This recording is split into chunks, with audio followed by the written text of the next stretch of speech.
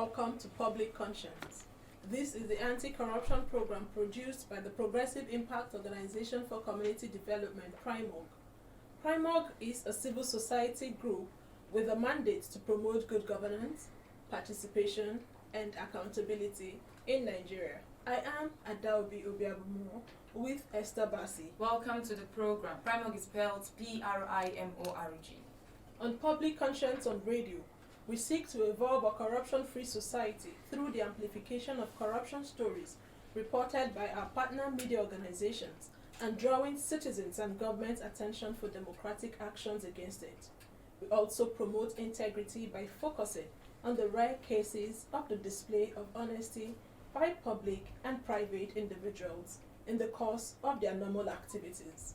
This program is supported by the MacArthur Foundation. Today we will be looking at the reported duplication of projects and other loopholes for corruption in the 2022 budget. Today's conversation is coming from a recent alarm raised by a civic organization, Budget, where it revealed that 460 projects amounting to 378.9 billion naira were duplicated in the 2022 budget. Let me remind you of a few things about the 2022 national budget. On the last day of 2021, President Muhammadu Buhari signed the 17.13 trillion 2022 appropriation bill into law. The president had submitted a proposed fiscal budget of 16.391 trillion to the National Assembly, but the lawmakers in their wisdom jacked the figure up with the addition of 735.8 billion naira. Historically, Nigeria's budgetary system is known to always contain discrepancies, fake and inflated cost of items running into billions, aimed at defrauding the citizens, and many schools of thought believe that corruption issues in Nigeria are built and legalized in the budgetary system. It will also be recalled that the term budget padding became a popular term used in Nigeria following several cases of stealing of public funds. The program today is aimed at re-emphasizing that corruption through budgeting in Nigeria is still very much around. You will hear how national resources, taxpayers' monies, and borrowed funds are allocated to frivolous projects to the detriment of national development, infrastructure provision, and basic amenities, and so on. Today's discussion affects you and I because budget funds belong to me and you. And when mismanaged, we all are affected. First, how conversant are you with the details of the national budget in the past and present administration? Do you know that just last year, ICPC said it discovered 257 duplicated projects in the 2021 budget? Have you ever wondered what the number of roads, bridges, and hospitals public funds stolen through budget could have built? The unfortunate thing about the stories is that, year in, year out, no one is punished for the reported infractions. Be ready to join us through phone and text messages in the course of the conversation. The WhatsApp phone line to send your message is 0902 265 6167. That is 0902 265 6167. Please indicate your name and location when sending your message. This is for messages only.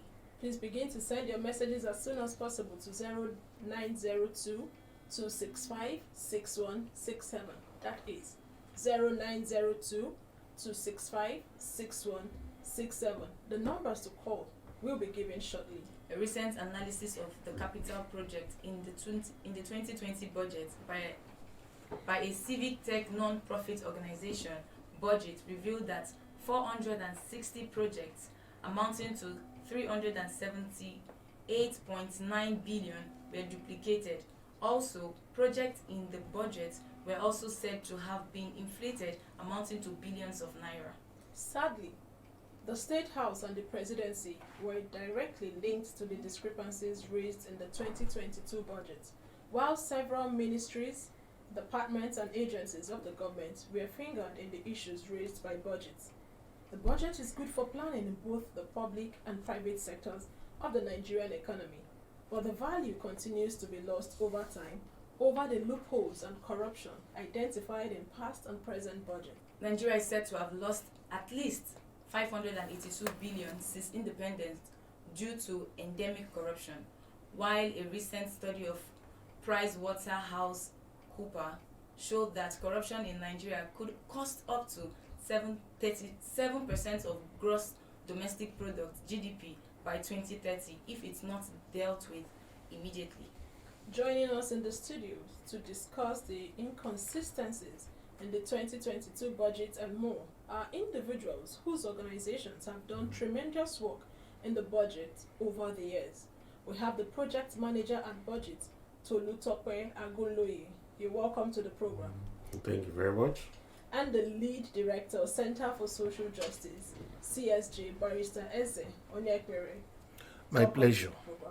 We'll start today's discussion first with Tolutope Agunloye from Budget. Could you tell us more about the discrepancies in the 2022 budget? Which agencies of the government are involved? Yeah, thank you very much. It's a pleasure to be here once again. So the budget. So this is not the first time actually. So last year we had such issues, though it was a lesser number compared to that of 2022. But the major thing is we put out those figures out there, and it's the responsibility for the government agencies themselves to confirm. And ICPC also did that. The budget office also confirmed. But they had a reduced number that they confirmed. But the major thing is they had duplicated projects in the 2022 budget, and we have 460 of them. And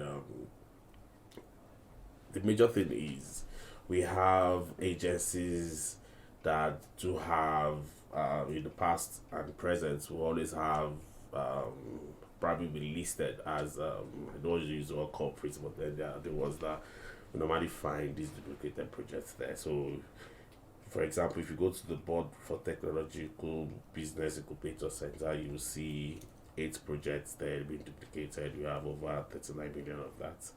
Nigeria Institute of Leather and Science Technology, NINEST, headquarters has 6 projects. We have National Space Research Development Agency, 6 projects, over 25 billion. Federal Ministry of Water Resources, 8 projects, over 1.5 billion. You have the Lower Benue and Upper Niger River Basin, even the Beni or Wena, so the list is endless. So we have lots of agencies that have been mentioned having these duplicated projects, and definitely we know that the budget office would want to also confirm these figures. But the major thing is we are here to just tell them that, as budget, we have found these duplicated projects, but then it is now the responsibility of the government to ensure that money are not released for these duplicated projects. Okay, so your report also says that 460 projects were duplicated and some other projects inflated. What was the methodology used in arriving at this conclusion? So it's simple. So the budget itself is in PDF format, but the major thing is we have to convert it to Excel. So while you are converting, it makes it easy for your analysis. So every project that has been listed, so the number of projects that we have in the budget is over 21,000 capital projects. So what we do is to mine all these projects out there, and then every project has a ERGP code. So ERGP is the economic recovery and growth plan. So every project must have this code. So and then you see some of the, and so it's just every project should have a unique identifier, a unique code. So no project or 2 projects should have the same code. So by the time you are putting some of these codes, you will see them appearing maybe thrice, 4 times, so in different ministries. So the major thing is that's how simple. It's just using Excel and going through the RGP codes to ensure that some of these projects that are saved by typing or copy and pasting using your Ctrl F to find some of these things, then you'll be able to get them. Okay, thank you so much. Let's shift our attention to Eze Onyekere. CSJ has done massive work in the previous and present budgets. How would you react to the budget report, which says that 460 duplicated projects were found in this year's budget? It's not a surprising thing. It is something that we've been complaining about over the years. And I will say that it's even beyond duplication. Okay? We usually have what we call frivolous, inappropriate, and wasteful expenditure, which we compile at the time the President sends the budget to the National Assembly to facilitate the approval of the budget by the President. If you remember, when the President was signing the budget, he complained about a lot of empowerment projects which were inserted by the National Assembly. And these projects are even beyond their constituency projects, because it appears everybody has now agreed that there must be constituency projects and money is given to them to share on that. Now, what essentially you find are projects that have no specificity, no clear deliverables. You have a situation where you say empowerment of women in XYZ place. What does that mean? Are you buying them new rappers? Are they learning a new dance step? Are you sharing money to them? Are you teaching them a new skill? No definition, which is just left to the conscience of whoever at the end of the day will disburse the money. Even at the presidency things you mentioned, all those issues about perpetual repairs and rehabilitations that runs into billions, whether it's duplicated or not, these are clear instances of people siphoning money. You can't tell me that you are going to repair electrical facilities at the presidential villa with 5 billion in 2021. In 2022, you come back for the same electrical facilities with 5 billion. How much does it cost to build the entire apartment in itself? So these are clear challenges. And even there is a debate which has not been resolved, an issue which is critical about even how the legislature and how ministries put things in the budget. The one is that there is a constitution which sets out the legislative list, the list for the National Assembly, the one for the State Assembly, and the residual list, that kind of things, legislative competence. You cannot leave your own and move on to the list of the states. So when you begin to do small medical centers, small boreholes, town halls, you ask yourself, are these matters within the legislative competence of the National Assembly? Are these not matters left to local governments and states to do? Because at the end of the day, even if you finish the capital expenditure, federal government cannot pay for the recurrent costs. So most of the times, we have done studies that show that some of these projects, after they finish completing them, they lie idle. They become places for rodents and lizards and all kinds of things to do. Particularly where the legislator, whoever is attracting them, belongs to the opposite party from the place where the local government chairman and the governor, and quote and unquote, you did not carry them along. And you have a state where they've not even paid the medical workers or the primary healthcare workers. You are bringing another one. Mm-hmm. So most of the times you finish building this thing, money is spent, but no value is derived. Nobody uses it. Nobody uses it. And then if you are the legislator, right, today, and tomorrow in 4 years' time, somebody else comes up, the legislator is not going to rehabilitate any project which you've done. Because first of all, he campaigned against you. So he needs to show that you did not do well and being incompetent. So he must nominate a new project. So even that one you've done, even if it is rendering service to the community, he must make sure it is abandoned. That's the logic of... So we just keep having abandoned projects. Great. This is the logic of the presidential contested democracy we have. Otherwise, if he keeps making sure the project which you nominated is working, the question will be, why did he come to replace you? So he has an interest to make sure that whatever project you have before, even if it is running, must die. Unfortunately. You've raised a whole lot of issues here, abandoned projects, frivolous expenditure, and all that. Just yesterday, the Transparency International didn't have any improvement to report in Nigeria's Corruption Perception Index. How much is the corruption associated with the budget responsible for this bad image of Nigeria? Nobody simply dips his hand in the purse to steal money without it being appropriated. No expenditure with appropriation. That's section 80, 81, 120, 121 of the Constitution.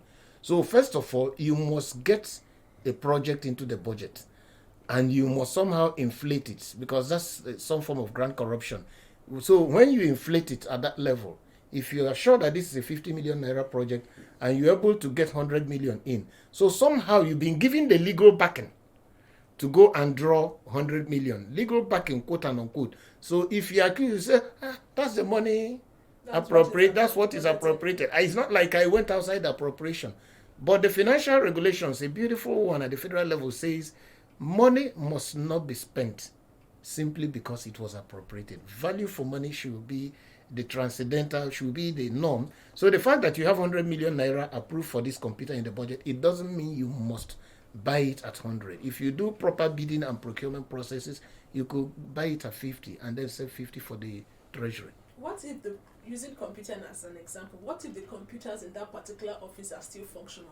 Do they still go ahead and buy more computers? That's the wastage. That's the wastage, because there should be some form of inventory, documentation across MDAs, which says these are your needs in terms of all this office equipment. This is the last time you bought them. These ones have not been scrapped. This is what is available. So if you have that kind of scenario, if you begin to demand for a new computer at a time the computer you have is still very functional and there is no evidence you need it, the authorities should be able to say, no, we don't need this. That's the difference between administrative capital and developmental capital. So most of the times, MDA officials are more interested in administrative capital, which they will manage and which may facilitate their work, and which may not necessarily be that they need it. So the more cars you have in your office, which is official cars, the more every other person now gets one allocated to him, which he will take home. So if money comes to them to make a decision, they sometimes prioritize those administrative capital over developmental capital like hospitals, roads, water, schools, those things that touch everybody. Okay, so we'll move to Lutope. In your many years of working on the budget, what do you think is responsible for the government's inability to block loopholes for leakages and theft of public funds? I know Barrister has mentioned some of these loopholes in the budget. Yeah, so just to a rider to what Barrister Eze has mentioned, corruption starts from the budget, because if what you have is the budget is what you go with the procurement. So, and we know that they're trying all their best to inflate the project or duplicate this project in order for them to get more resources. And knowing fully well that, 2023 is just here, election will start soon, so they all need all the resources. So for me, I think it's the political will. We need to be intentional in terms of what we are budgeting. So we have over 17 trillion as our budget, right, this year. Now the major thing is, if you take out those duplicated projects, then we will definitely have a reduced budget size. The government needs to be deliberate. So are we going to run an envelope system of budgeting, whereby you just tell the MDAs, oh, we have 50 million for you this year, come up with projects that's going to make up that number? And that's why you keep saying administrative capital projects.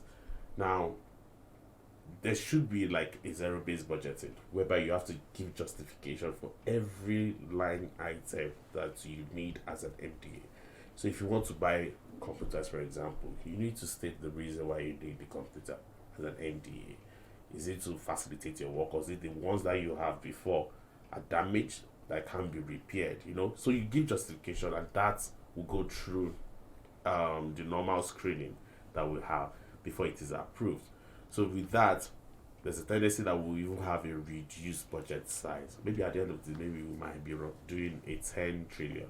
But that does not mean 10 trillion will cover the needs of Nigerians, because truly our budget size is still low based on the infrastructural deficit that we have in the country.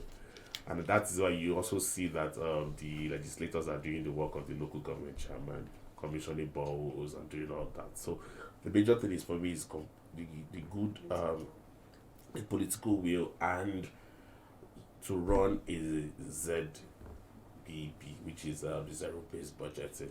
And so we will have a budget that will truly speak for both the MDAs and also attend to the needs of the people themselves. Thank you so much for that. The next question will be directed to Barrister Eze. Can I even make a rider? I think part of the challenge we have with our budgeting process is that we are not thinking. Let me give you a clear scenario, an example I usually give.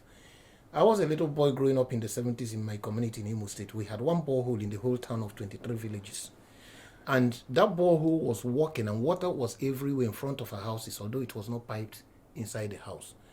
Fast forward today, UNICEF has some boreholes, DFRI, Directorate of Food Roads and Rural Infrastructure under Babangida, local government. And every young man who has grown and builds a house sinks a borehole, just like I do, which maybe when I go on Christmas once in a year, 10 days, you put the borehole on. So in that community now, there are not less than 100 boreholes. Yet water is more scarce in that community today for the poor than it was in the 70s. Now, you don't need to invest money in building any new borehole. All these things legislators and executives are doing. All you need to do is to revive the old pipes and reticulate them. They may have gone dysfunctional, or they may no longer be good to carry water for public health. All you need to do is to revive, look for where they laid them, put in new pipes. But every time you'll see somebody say, oh, a new borehole, a new overhead tank. So we keep wasting money. We don't need a new borehole because some of us even dug boreholes that are up to 300 meters, 300 feet, just there, wasting. So these are the kind of putting together ideas and people coming together from the federal, state, and local government level to say, this is the challenge before us. How best can we use the money? It's not about throwing money at problems. How best can we use this money to solve the problems available? And also ensuring that you do a needs assessment, which is what Barrister is saying. Because by the time you are nominating projects for the same community that have over 100 balls and you're putting another ball that makes it 101, why not fix the ones that have been damaged?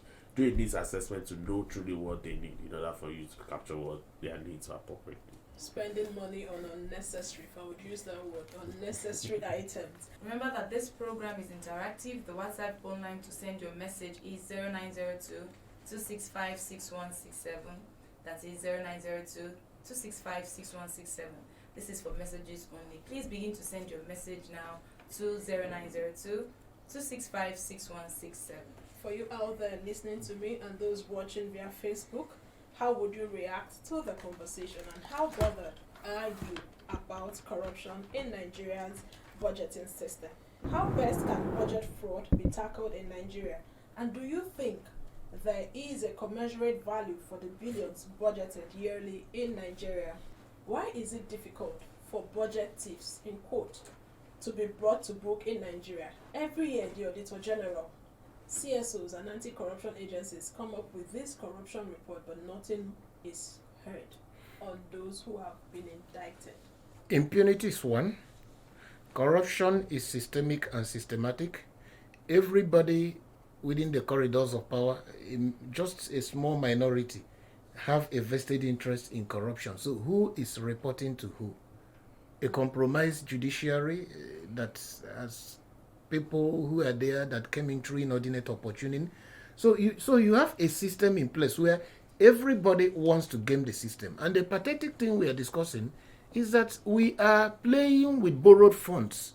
If this were our own money we were gambling with, we can understand. But this is a case where we go out, borrow money to pay salaries, borrow money for capital projects, and we, dissipate it. Because the whole idea of borrowing, why people are even complaining, is that they are not seeing value for money. If you borrow and invest somewhere or in a project that will help you pay back in the future, that is understandable. But you are borrowing for consumption and dissipating the money. At the end of the day, the capacity to pay back is not there. So I think is that A has done it. He's gotten away with it. Nothing happened. B has done it. C has done it. D has done it. So there is even no attempt at all.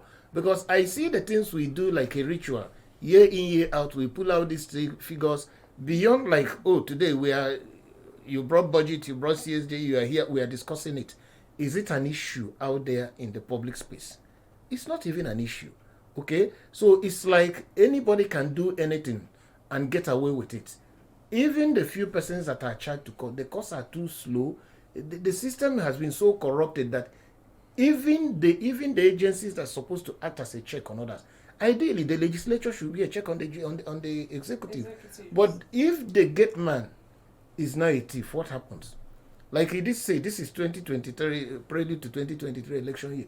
All of these legislators, everybody wants to come back. How do they come back? They're amassing a war chest, a financial war chest, to be able to bribe the electoral umpire, the politicians, the poor people in the village who they will give some rice and salt. So at the end of the day, this is where we are. Year in, year out, you gather these figures, but beyond radio and television, what else happens? we cannot account. Just to add to what he said, 2022 budget, there's a deficit of over 6 trillion, Yeah. and we need to borrow Yeah. to finance the budget. Yeah. Are we sure that we'll have value for money at the end of the day? Okay, let me take this message from Ojochona, and it says, "Good morning, my name is Ojochona. We hear budget on budget year in, year out, and there is no evidence on ground to show, yet the government of the day is claiming to be fighting corruption. What is going on in Nigeria today is very unfortunate." Okay, so I'll direct this to Lutapé. Are there any roles for citizens in this budgeting corruption? And how can these citizens help in this matter, because they are at the receiving end of? Yeah, Vice President mentioned that yes, we are here in the studio talking about it. It's a public discussion out there. So I think citizens themselves need to also be deliberate. They also need to be intentional about the budget. So gone are the days where the budget is read on by the military era. Then I think so. Mr. President has assured that we do have the budget in January 1st and it should end in December 31st. But then the military will only come on here and just read out the numbers and we can't question it. But we're in the democratic world now. So we have access to the budget. The proposed budget is out there in the public domain before it is approved. Do citizens really pick interest to look at some of these frivolous items? CSG does this, body does. We do print out publication that's sent to the National Assembly to also help them with the budget defense that they will do before it is approved. But then citizens themselves also need to pick interest in the budget because, like I said, the budget is out there in the public domain. All you need to do is go to the budget office, download it. CSOs that are doing work around the budget get copies of this budget because they are on their public domain also, on their websites. Pick out these things, talk about it. It's not just Prime talking about it. By the time we are having, just like the way they did the electoral bill, I think I mentioned that last week. The electoral bill, there was a town hall meeting. Can we have a town hall meeting of that magnitude whereby we'll bring in people from different walks of life to talk about the issues around our budget, because we need to get the budget right. The moment we get it right, then every other thing will fall into place. Then we can start demanding for open contracting and every other thing in order for us to have a sane or fiscal transparency, just like we claim under the OGP. So citizens themselves need to be intentional. Both private companies, the academicians, and every other person that are citizens, including the CSOs themselves, we all need to sit up, and for it to work, we need to talk about it every day and also ensure. Sorry, please, let's take this call. Ola calling from Apple. Let's hear you, Ola. No matter how we try to amend our budgeting system, even if you are adjusting to 20 trillion, 30 trillion, it may not still solve the problem of Nigeria. Something very, very huge is wrong with our constitution and our cost of governance. Until we make governance unattractive, let's know how much the legislature will collect and all the rest, and even the president and all the rest, the awarding of contracts. Let's make it open. If we don't do that, even if we budget 30 trillion, they will still mismanage it and still embezzle it. So to me, what will empower this restructuring is our constitution. So in every fora, every opportunity we have, let's talk about our constitution. It's so faulty, so battered, that we don't do anything about it. Even if another political party enter, this error may still continue. So thank you for the program and my regards to Mr. O'Hara. Thank you. Thank you so much for your contribution. Tokwe. Okay, so just conclude on your thoughts and probably react to what he said, that the constitution needs to be amended. So aside from the constitution, I think the Fiscal Responsibility Act also needs to be amended. That speaks to some of the issues around our budget. I know the government is trying, just like I mentioned earlier, having the budget in January 1st for it to run through normal financial calendar year, which is ending by December 31st. However, we still have issues about delayed in project implementation, and okay, now we're in the dry season, right? I feel constructions should happen more this time, but then we delay in releasing funds. Yeah, at the end of the day, you will see that maybe by the time funds will be released, it could be during the rainy season, and then we can't do any construction work properly during the rainy season. So we need to also ensure that. So one thing that is key, we need revenue in order for the budget to function. Whether we are budgeting 20 trillion, even 5 million, we still need revenue. If government is not generating enough revenue to fund the budget, then the budget performance will always be low. Whether you have a fantastic act or you decide to amend the constitution. Don't you think if we are able to prevent the loopholes? What I mean now, like we have identified and then duplicated projects, overflated budgets. Don't you think that if we're able to reduce them, our revenue may be able to finance the budgets? Yes, so that's one way. I think one thing is corruption is everywhere. So it's just government putting the checks and balances in place in order for people to know that by the time you do anything corrupt, the system is watching and there's consequences for everything you do. So I think once we start punishing people that are found guilty, right, embezzling public funds, the next thing is other people will sit up. So ICPC is trying to recover, right? They are not trying to prosecute those that are found guilty. So with their executive and constituency projects that they are doing now, monitoring or ensuring that legislators go back to sites to fix those constituency projects. All they will tell you is, we just want them to go back to site and do that project. We're not ready to prosecute except for those that are stubborn. Now, the idea is, if I embezzle 50 million and at the end of the day, maybe it was an inflated project, the next thing is I'm doing the project at 20 million. I still have 30 million with me, right? Yeah. So the major thing is, by the time you do your quantity survey and everything, and you see that that project that has been put in place is not which is the value for money now, is not what has been released or does not meet it. The next thing is, you need to also find a way to recover those funds, if not prosecute. So by the time you're prosecuted, there are people watching.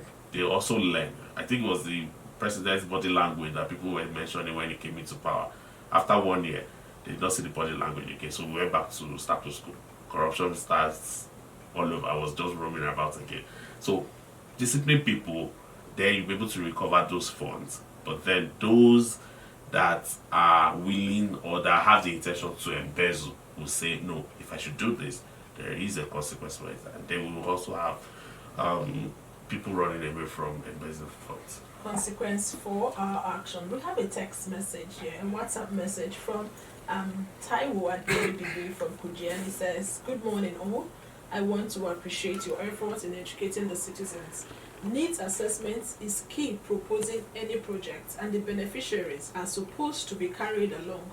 I want to encourage Nigerians to relent in our efforts in making government officials accountable for public spending." And there's a question, he says, is the FCT administration not fingered in this scam? Nigeria will be great again. Okay. So if, we've been focusing so much on even the expenditure side, all right? Well, even the revenue side is also very, very critical in terms of the resources that should be implemented, used to implement the budget. And part of the challenge is that we have so much leakages, and that's why you have these issues about excessive deficits. When we're coming into the studio, we're having a discussion, and part of what I challenge is, the topical issue in the last 1 week has been about fuel subsidy. Okay, the humongous amount of money that is being claimed that should have come for the budget implementation was no longer available. An MPC says today we are doing 60 million liters of petrol, PMS a day. Is that possible? If you recall, in 2015, all that was reported we were doing was 35 million liters a day. And within that 35 million liters, there were probes, and the probe found out that a lot of the claims made by importers were fake, right? Now, fast forward 6 years, 7 years from now, we've had 2 recessions. The GDP has contracted massively. We've had factory closures. we've had unemployment at the highest level ever in our history, 33.3%, and for the youth at about over 50%. Now, is that an economy that should add an additional 25 million liters of PMS use every day? I say categorically that that is a lie from the pit of hell. So when you are doing subsidy on 25 extra million liters that is not actually used by Nigerians, times over 100 or 200 naira that they are claiming as subsidy, you can work out the mass on a daily basis. So we are bleeding not from the expenditure side alone. A lot of revenue is deliberately delayed and withheld from the treasury. And mind you, an MPC is under the portfolio of the Minister of Petroleum, and there is only one Minister of Petroleum. The other person is a head of is what? A Minister of State. And it is His Excellency, the President and Commander-in-Chief of the Armed Forces of the Federal Republic of Nigeria, the chief anti-corruption man that is overviewing that ministry. And I need to be contradicted that an MPC is not deliberately bleeding Nigeria of more than 25 million liters times whatever subsidy they are claiming on a daily basis.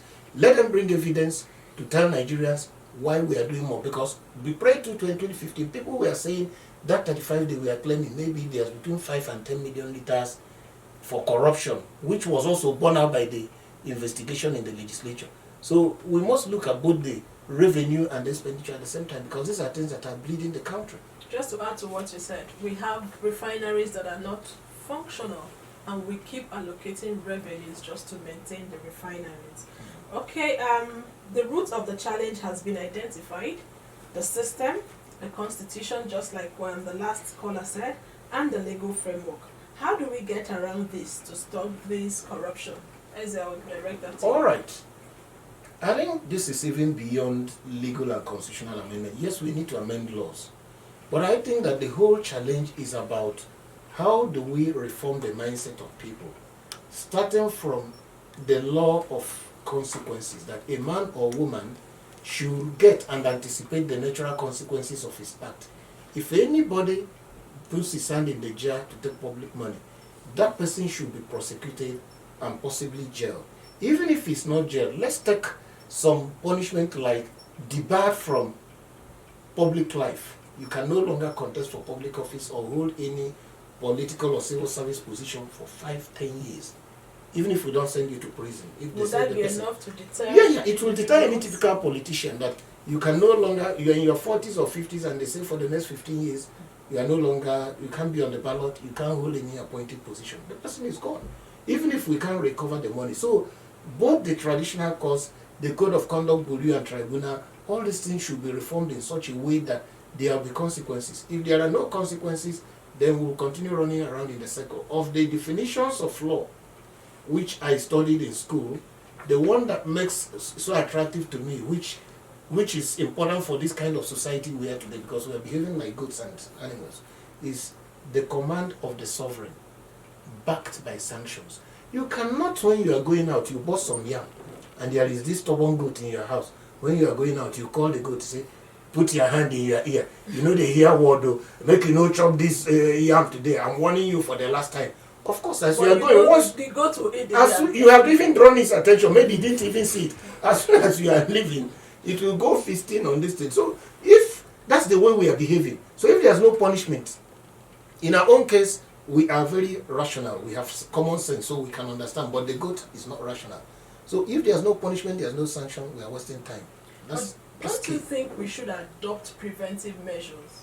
Because in Nigeria, it does appear that we go after detective measures in combating crime instead of preventive measures. Yeah, we combine prevention with also the punishment aspect of it. So that means building systems, okay? Making it in such a way that before an activity gets into the budget, before a project gets into the budget, it should have passed through the crucible of particularly the MDAs, not just this kind of projects they nominate at the last minute. Must pass through the MDAs and be available for stakeholders to even make an input into whether that project is necessary in the first instance or even what the cost should be. This is all about participating budgeting and getting stakeholders and citizens. But what we do here is perfunctory. If you've ever seen a budget consultation from the Budget Office or Ministry of Finance, you know what they do? They will simply bring a slide. They bring 30 slides that took them over 2 months to prepare. Very brilliant men and women. and then they call you into, and you have not seen it. It's not like they put it on their website for you to read or even computer. So they put up a slide, you have 50 or 100 in the room, they put it on for 15 seconds. Before you digest what is done, it's gone to the next topic. In 30 minutes, it's done. And they say, okay, you come talk about what you are trying to process. It's like a computer. You are booting. They have finished typing something. And they want you to process that in that technocrats. Very brilliant men and women, great economists. This thing took them months to prepare. They just present it to you under 30 seconds or 30 minutes and they say you should. And thereafter they say, we have held a consultation. Is that a consultation? They are doing it to fulfill all righteousness. These people want a consultation. Let's consult them. According to ICPC, 257 projects were duplicated in the budget last year. What do you think are the shortcomings of anti-corruption agencies in fighting this fraud in budgeting? Okay, before we talk about the ICPC, I think it's better for us to talk about the Auditor General of the Federation. So let's talk about the Audit Office. So after you do your spending, there should be an audit, right? But currently what we have out there is the 2019 audit report. And so the Auditor General himself is doing almost 90% of the work of the ICPC because it's going to raise queries, right? Of MDAs that have not submitted financial statements, what's it called, unaccounted funds and the like. So now it is now the duty of the Public Accounts Committee to sit on it, then do recommendations to the presidency, then they take action. Now, the audit law that we have is that of 1956 or 1957. What we need is a new law or an amended audit law that can tackle the latest corruption that we're doing right now. So, because at the end of the day, the Auditor General would have done almost all the work of the ICPC because it's the recommendation that the PAC, as the PAC, that would submit to the presidency that will make, probably they will now call the anti-corruption agencies to take charge. So, for us, those duplicated projects is what we can do is to monitor, as CSOs, as citizens, to monitor to ensure that those projects are not implemented. So by the time they are implemented, you can now write petitions to ICPC to say, oh, we noticed that this is a duplicated project and this is appearing maybe twice or thrice. That is even if you have the information of amount that has been released to these agencies that have duplicated this project. So because we do not have those breakdown of funds that have been released, so it's even hard for you to be able to hold them. But then the Auditor General will have all this information because you get all these resources from the Accountant General. So the major thing is, let's have a new audit law that can tackle the latest corruption that is happening in this country so that they can do the work, or even do almost all the work that the ICPC or the anti-corruption agencies are doing. Thank you. Talking about reform again. And as we wrap up, Barrister Eze, what would be your last word? Well, in 1 minute? if we can say never again, not just civil society and the media, if the authorities, if the President Muhammadu Buhari, as a parting gift to Nigerians, can simply say never again, let's stop all these things, prosecute those that can be prosecuted, and lay a solid foundation so that coming next year we won't have a repeat of these things, then that will, the effort of budget and other civil society organizations will not have been in vain. But if we continue in business as usual, then there's a great challenge. Thank you so much. Tolu Tope, your last word. So we also need to ensure that the 2022 implementation has kicked off. We need to ensure that we do our own part. Our part is now monitoring. So let's monitor the budget. Let's monitor the implementation of the budget. Participatory monitoring. Thank you so much. And that is how we are wrapping it up on today's episode. Please visit the news page of our website, primognews.org, that is primognews.org, for all the details of our reports and interviews. Visit our website, www.primog.org, to get all the information about Primog. And you can watch our videos on Primog TV, our YouTube channel. Please subscribe to get reminders when we have a new post. We sincerely appreciate our guests, the Lead Director, Center for Social Justice, Barrister Eze Onyekere. Thank you so much. My pleasure. and the project manager at Budget Foundation, Tolutope Agunloye. Thank you for joining us. Thank you very much for having me.